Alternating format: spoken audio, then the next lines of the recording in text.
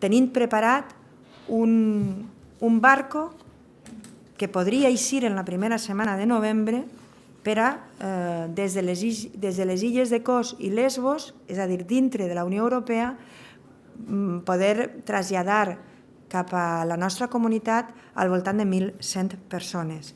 I seguim tenint aquest oferiment del barco. És lamentable que el govern d'Espanya estiga frenant la responsabilitat social i solidaritat d'empreses disposades a posar diners, recursos, barco a l'abast d'aquest govern i de l'acollida de persones refugiades que, insistisc, fugen d'una guerra i d'una situació terrible i que en aquest moment s'amuntonen en les illes de Lesbos i Kos quan l'hivern s'acosta. No sé davant de qui hauran d'explicar això, però haurien d'explicar-lo davant d'algú.